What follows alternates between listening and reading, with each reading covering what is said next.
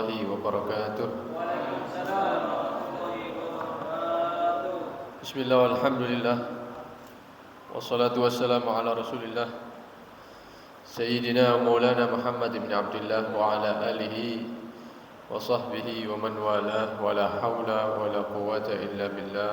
Amma ba'd. Alhamdulillah, kembali ditakdir oleh Allah Subhanahu wa taala berkumpul di majlis ilmu, mudah-mudahan menjadi tambahan ilmu yang bermanfaat. Amin ya rabbal alamin.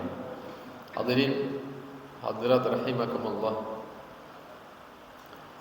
Para ulama mengatakan sudah seharusnya bagi kita untuk islahin niyah wa ikhlasiha, memperbaiki niat-niat, kemudian ikhlas di dalam niat, wa tafaqqudiha wa tafakkur fiha, kemudian meneliti kembali, memikirkan kembali niat kita qabla dukhuli fil amal, sebelum kita melaksanakan satu amal. Jadi sebelum melakukan satu amal diteliti, dipikirkan apa niat kita. Kalau niatnya sudah baik, kita laksanakan. Tapi kalau belum, kita perbaiki niat, kemudian kita ikhlas di dalam niat tadi itu. Kenapa para ulama menganjurkan hal ini? Fa innaha asasul amal. Karena niat itu seperti pondasi satu bangunan. Adapun amal-amal yang dilakukan oleh manusia itu hanya mengikuti saja sifatnya. Kalau pondasinya, landasannya itu baik, maka amalnya akan baik. Kalau landasannya itu jelek, ya amalnya akan ikut jelek. Sehingga Rasulullah SAW bersabda, innamal a'malu binniyat wa innama likulli imri'in ma nawa. Hanya saja amal-amal manusia ini bergantung kepada niatnya. Dan setiap orang akan mendapati apa yang telah dia niatkan.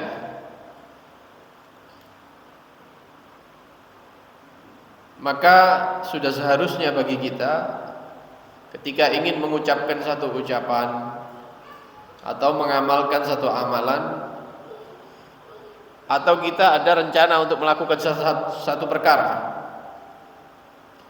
kecuali niat kita dalam ucapan, amal, ataupun niat-niat kita ini tidak ada lain tujuannya hanya untuk mendekatkan diri kepada Allah Subhanahu.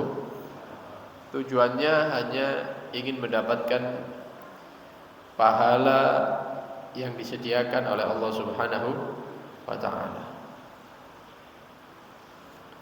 Jadi sebelum mengucapkan perkara, niatnya apa begitu? Mengamalkan sesuatu niatnya apa?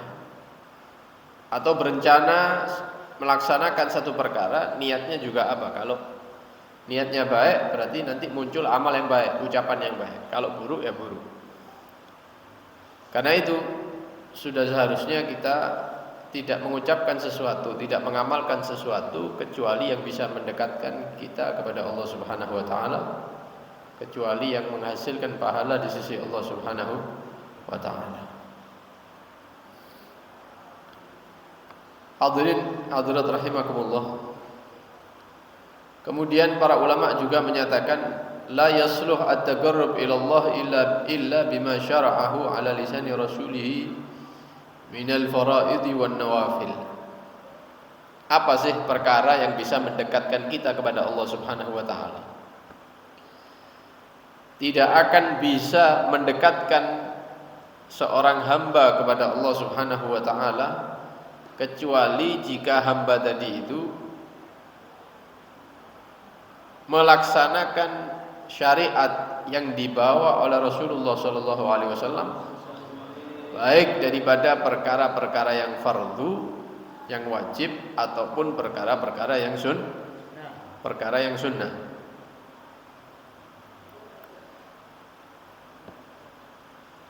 Dan kata para ulama, ada amalan-amalan yang jika kita laksanakan tidak mendatangkan pahala, jika kita tinggalkan tidak mendatangkan dosa. Ini yang diistilahkan dengan perkara yang mubah. Makan mubah, minum mubah, tidur mubah. Ya, ini perkara-perkara yang mubah.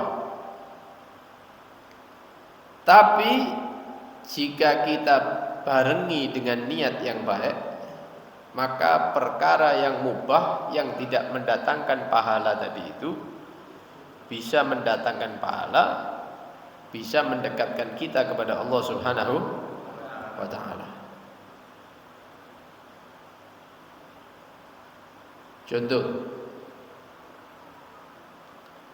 ada orang makan seperti kita ini makan, sarapan, makan siang, makan malam. Kalau hanya sekedar rutinitas, maka kita tidak dapat apa-apa dari apa yang kita makan itu. Ya, aktivitas itu tidak dapat apa-apa. Tapi ketika kita sarapan, makan siang, makan malam, diniati dalam hati, saya niat sarapan, saya niat makan siang, saya niat makan malam supaya kuat untuk menjalankan taat kepada Allah Subhanahu. Itu makannya itu dapat pahala. Jadi kalau kita hanya melangsungkan kebiasaan sehari-hari saja, ya eman berarti banyak kehilangan pahala. Banyak kehilangan pahala. Makan, minum, semuanya niati supaya mendapatkan kekuatan. Kemudian kekuatan itu kita gunakan untuk takwa kepada Allah Subhanahu, kita gunakan untuk taat kepada Allah Subhanahu wa taala. Tidur misalnya, itu kalau hanya sekedar tidur tidak mendatangkan pahala. Tapi kalau kita niatkan ketika kita mau tidur, saya niat tidur supaya besok kuat lagi untuk mencari nafkah keluarga, supaya kuat lagi, supaya bisa bangun subuh, sholat subuh berjamaah dan seterusnya. Maka tidur yang awalnya tidak ada pahala, maka dengan niat seperti itu akan mendatangkan pahala. Dan seterusnya. Kawin, nikah, mendatangi istri, ya, mendatangi pasangannya dia. Kalau hanya sekedar kebiasaan saja, ya nilainya kurang. Tapi kalau dia niati untuk supaya mendapatkan keturunan yang soleh, keturunan soleh solehah yang menyembah kepada Allah, mengikuti syariatnya Nabi, maka semuanya terhitung at-taqarrub, itu mendekatkan diri kepada Allah Subhanahu wa taala. Cuman disyaratkan untuk mendapatkan pahala ini, disyaratkan amalnya tidak mendustakan niatnya. Amalnya tidak mendustakan niat awalnya. Jadi setelah niat, tidur untuk mendapatkan kekuatan, makan untuk dia mendapatkan kekuatan, digunakan untuk toh.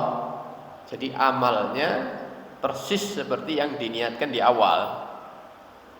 Itu mari niat mangan turu bengi, mari kuno ndak salat subuh, ndak salat zuhur. Ini namanya amalnya mendustakan niat, tak dapat pahala kalau seperti itu.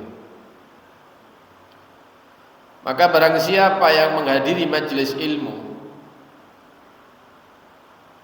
tujuannya supaya bisa mengamalkan ilmu yang didapatkan, mengajarkan ilmu yang didapatkan kepada keluarga, niatnya bagus ini. Tapi ternyata setelah dia dapat ilmu tidak mengamalkan ilmunya. ternyata tidak diajarkan kepada keluarganya.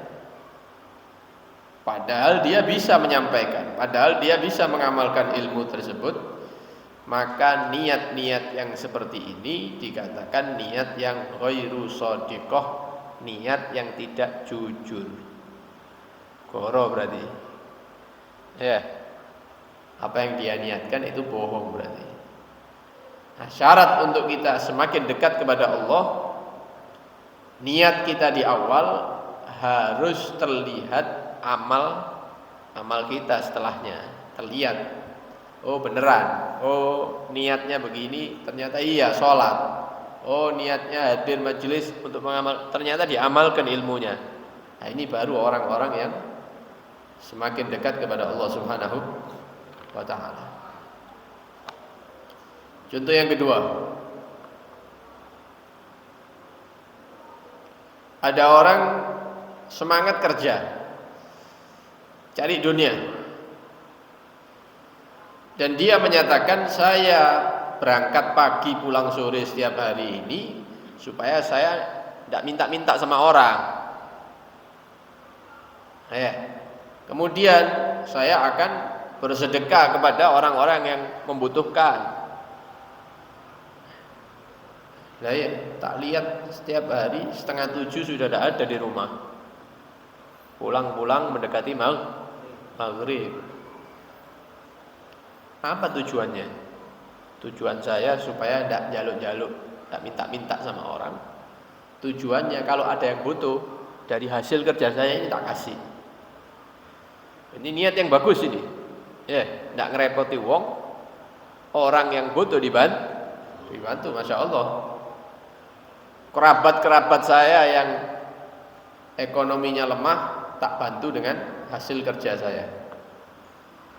Nah, orang-orang yang seperti ini ketika dia mendapatkan rizki, mendapatkan harta, kekayaan, mampu untuk melaksanakan niatnya tapi tidak dilaksanakan, maka niat awal tadi itu ketika dia kerja itu tidak memberikan efek apa-apa, tidak oleh pahala dia.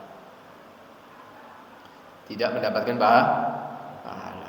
Jadi bisa mendapatkan pahala, bisa mendekatkan kepada Allah jika amalnya dia sesuai dengan niat awalnya. Nah, kalau sekedar niat saja kemudian bisa mendekatkan kepada Allah, ya semuanya bisa seperti itu. Aku lek sugih masjid Nur Ukhuwah iki ya tak tukokno lampu, tak tukokno ini. Tapi tidak ono wis oleh duit lali wis.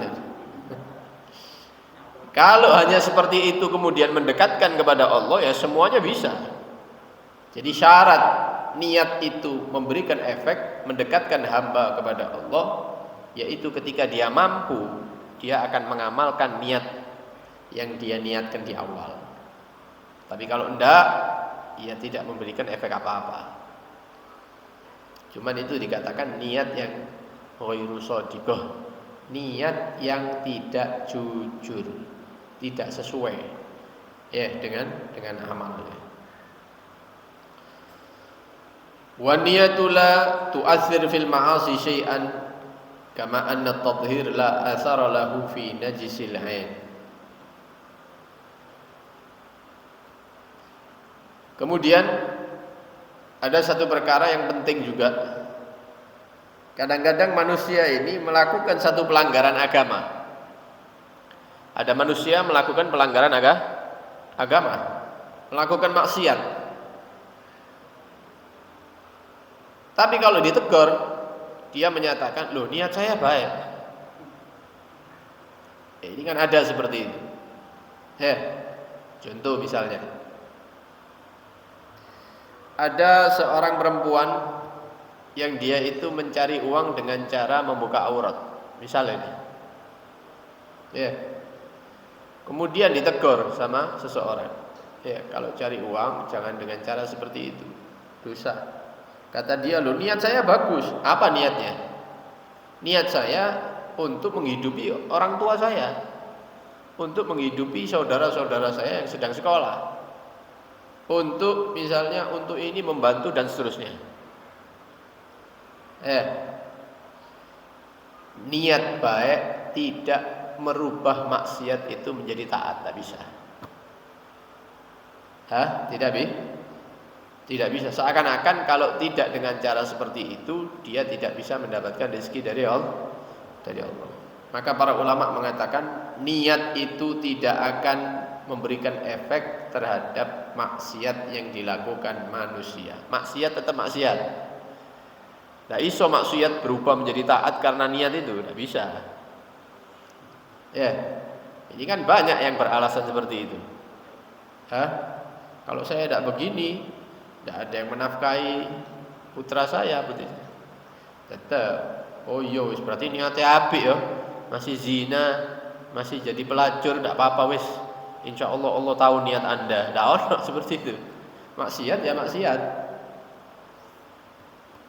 Loh, tapi penyanyi itu setiap tahun umroh, Beb. Walaupun setiap tahun umroh tiap bulan. Tetap kalau dari jalur yang haram, umrohnya tidak diterima sama Allah Subhanahu wa taala. Lawang cara mencari rezekinya salah kok, sudah salah. Jadi dengan niat apapun, dengan alasan apapun, kalau yang dilakukan itu maksiat, tetap maksiat. Tidak bisa niat itu merubah maksiat menjadi taat. Seperti gambarannya orang ingin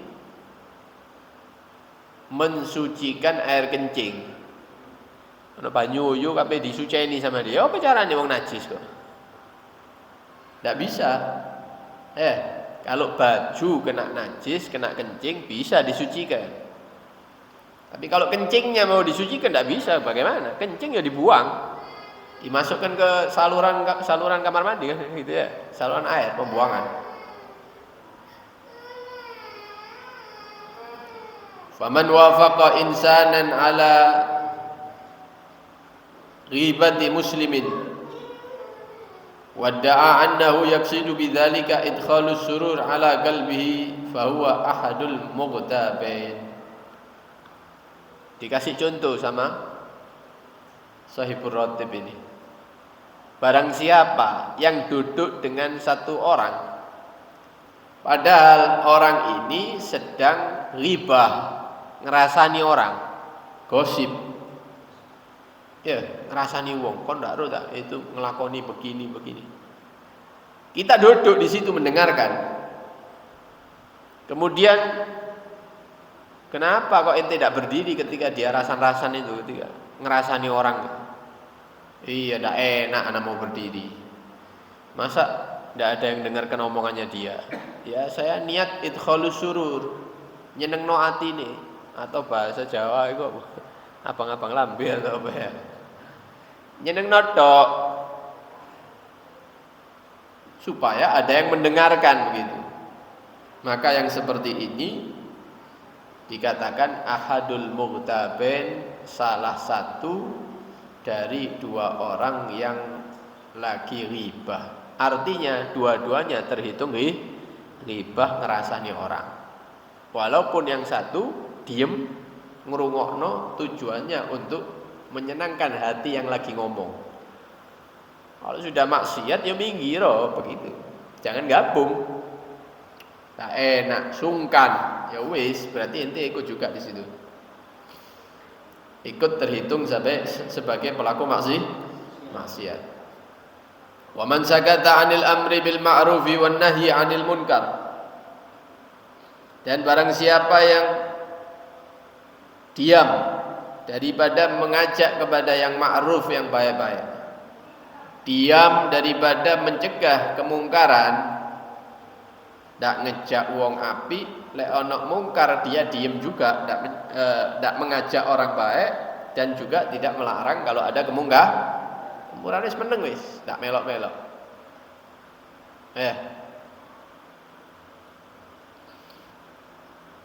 Wadda'a annahu nawa bisukutihi at-tawaqqi an kasri qalbil mubashir. Tujuannya menjaga supaya orang tidak terlukai dengan omongan saya. Lek tak tegur nanti sakit hati orangnya. Yo wanian meneng begitu. Ono wong mabuk, ono wong judi. Ya. Ada misalnya laki-laki dan perempuan bukan suami istri masuk ke daerah kita melakukan sesuatu yang tidak baik. Kita bisa datangi mereka, bisa. Ya, negor. Misalnya, nahi mungkar. Atau kalau sekarang ini apa? Lapor begitu ya. Ojo wis enak meneng ae wis, pura-pura ndak ketok ae. Nanti kalau negor-negor sakit hati orangnya dengan omongan saya. Ya, seakan-akan niatnya apa? Baik. Fa huwa syarikuhu fil itsm. Maka orang yang seperti ini ya, dosane dibagi bareng-bareng. Yang tahu kemungkaran itu dan diam, maka dia dapat dosa orang yang melakukan maksiat tadi itu.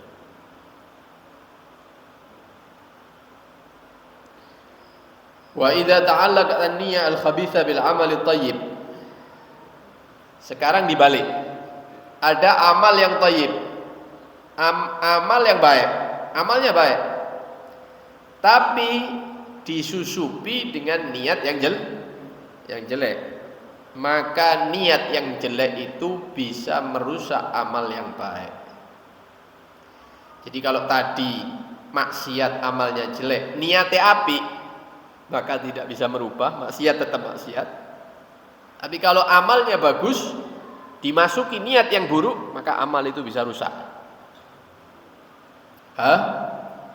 Amalnya bisa menjadi khabith, amal yang jelek. Contohnya, kapan ya'malu shalihat wa yanmi bidzalika tahsilul mal wal jah.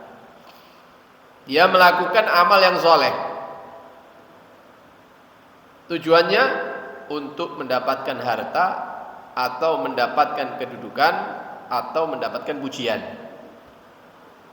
Ngajar, ceramah, misalnya ya. Apa tujuannya? Keluar dari rumah ke masjid, tujuannya dari rumah ke musola, ngajari orang-orang. Apa tujuannya? Kalau tujuannya ingin dapat duit, dapat fulus, berarti amal yang kelihatannya bagus, kelihatannya kan bagus, ada kitabnya, ada masjidnya ya, serban. Tapi kalau niatnya dia ingin mendapatkan uang, maka amal yang baik ini rusak semuanya, menjadi amal yang buruk. Sholat, ya, zikir, sholat sunnah, zikir lama, ya. Imamnya misalnya tidak boleh itu ke masjid, ya, nyokol tasbih dok. Apa niatnya dia itu?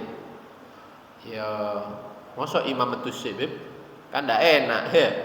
Cek wong boleh sepi baru boleh begitu. Lu niatnya apa? Supaya dibilang imamnya memang paling akhir kalau pulang ya. Tekowe awal boleh ahli zikir memang. Nah, kalau niatnya supaya dibilang ahli zikir, maka amal yang baik itu rusak semuanya, menjadi khabith, amal yang buruk. Karena itu wis kesel, sudah capek melakukan amal, sik ndak oleh apa-apa. Kan eman ya. Sayang. Sayang, sudah beramal, sudah berdiri sholat beberapa menit, ya muter tasbih dan lain-lain, tapi ternyata amalnya terhitung amal yang khabith karena niat yang tidak baik. Maka ijtahid ya akhi, kata beliau, wahai saudara-saudaraku, mari kita semua berusaha ya supaya niat kita ini ketika menjalankan ketaatan hanya berharap ridho Allah Subhanahu wa ta'ala. Dan jangan lupa, kalau ada amal-amal yang mubah yang tidak mendatangkan pahala dan dosa, jangan lupa diniati ketika mengerjakan perkara-perkara yang mubah ini, diniati supaya bisa membantu untuk menjalankan ketaatan kepada Allah Subhanahu wa ta'ala. Karena itu dikatakan wa inna wa bi aklihil kuwa li ta'atillahi lahu ma qad nawa. Barang siapa yang makan kemudian dia niat dengan makannya itu supaya kuat untuk taat kepada Allah Subhanahu wa ta'ala, maka dia mendapatkan pahala daripada niatnya tadi. Mangane iku oleh pahala. Sudah berapa kali makan yang kita lakukan tanpa niat itu ya? Mungkin bertahun-tahun. Hah? Wis akeh wis minum, makan, tidur, ya. Kemudian misalnya rekreasi yang tidak ada maksiat, itu diniati yang baik. Saya niat rekreasi supaya ya hiburan, kemudian balik ke rumah semangat ibadah lagi, begitu. Tapi dengan catatan tempat yang dituju tidak ada maksiat, rekreasi ndeloki wong wedok ya padha ae. Maksiat diniati apik ya tetap maksiat begitu ya. Nah, jadi kita berusaha tidak melakukan ketaatan kecuali hanya ingin mendapatkan ridho Allah Subhanahu wa taala, dan perkara-perkara yang mubah jangan dilakukan seperti rutinitas sehari-hari saja. Diniati untuk membantu bisa taat kepada Allah Subhanahu wa taala. Yang terakhir, satu amal itu bisa dikumpulkan beberapa macam niat. Contoh, kita duduk di masjid ini. Ketika kita berangkat mau ke masjid, niatnya apa? Ono sing niate salat jamaah dan hadir majelis. Wis. Ya. Ada yang niatnya dari rumah keluar, saya niat mau salat jamaah, saya niat mau iktikaf di masjid, saya niat mau hadir majelis ilmu. Telu niate. Padahal podo melaku teko omah nang masjid sama. Nah, yang niatnya 3 itu dapat lebih banyak di sisi Allah daripada yang niatnya 2. Sing niate 10 ya luwe akeh maneh. Ya, akeh nih bib opo ae ku niat. Ya terserah. Niat misalnya saya keluar ke masjid niat syukur karena diberikan umur sama Allah. Niat syukur jalan ke masjid karena diberi kesehatan oleh Allah. Niat untuk memakmurkan masjid karena Allah perintahkan. Niat untuk mendirikan sholat karena perintah. Niat untuk zikir, niat i'tikaf, niat hadir majelis ilmu, niat ingin mengundang ridha Allah atau menghadiri kebunan surga yang disabdakan oleh Rasulullah, niat untuk menggali ilmunya Nabi, niat untuk terus niat. Nah, yang niatnya seperti itu ketika mau beramal itu cepat munggahe cepat, oleh akeh dapatnya banyak. Yang keluar dari rumah niatnya untuk sholat jamaah dan hadir majelis tok, ya wis itu dapatnya. Karena itu orang-orang dulu ngajari anak-anaknya masih kecil-kecil itu diajari melakukan satu amal niatnya akeh, amalnya siji tapi niatnya banyak. Ayo mau kemana? Mau ke TPQ, mau ke madrasah. Ya, apa niatnya? Untuk belajar Al-Quran, untuk mengetahui makna Al-Quran, untuk memandang wajah guru saya, untuk ini cilik-cilik kan. Ya, pengaji itu sudah tahu niatnya. Oh ya, tak tambahi ya niatnya ya. Sudah berapa itu? 10. Tak tambahi 1 lagi. Oh ya, apa niatnya? Niat kalau jalan dari rumah ke madrasah ke TPQ, kalau ada orang buta tak tuntun, mungkin mau nyebrang atau walaupun orang butanya tidak ada, wis niatnya wis apik wisan betul koma. Nanti misalnya besoknya lagi ditambahi lagi sama ibunya, tambahi 1 lagi niatnya ya. Kalau ada pintu-pintu masjid yang tidak tertutup, ditutup biar tidak dimasuki oleh hewan-hewan yang bisa menajiskan. Jadi terus itu mulai cilik 1 amal niatnya 20. Masih kecil-kecil. Mau kemana, mau ke masjid niatnya 25. Lah kita ini yang sudah tua-tua ada orang niatnya kadang-kadang. Akhirnya yaitu tadi banyak tertinggal. Banyak tertinggal. Nah, kita mohon kepada Allah Subhanahu wa taala mudah-mudahan Allah membuka hati, memberikan taufik, kekuatan untuk bisa selalu taat kepada Allah, memberikan hidayah, memberikan ilmu yang bermanfaat, dan mudah-mudahan apa yang kita amalkan diterima oleh Allah Subhanahu wa taala, pahalanya dilipat gandakan oleh Allah Subhanahu wa taala, dan mudah-mudahan daripada maksiat-maksiat yang pernah kita lakukan mudah-mudahan diampuni oleh Allah Subhanahu wa taala. Mudah-mudahan di sisa umur dijaga daripada segala bentuk maksiat, jauh daripada segala bentuk maksiat sampai bertemu dalam keadaan suci, bertemu dengan Allah Subhanahu wa taala dalam keadaan bersih. Amin ya rabbal alamin. Sallallahu alaihi Muhammad wa alihi wasallam. Alhamdulillahi rabbil alamin.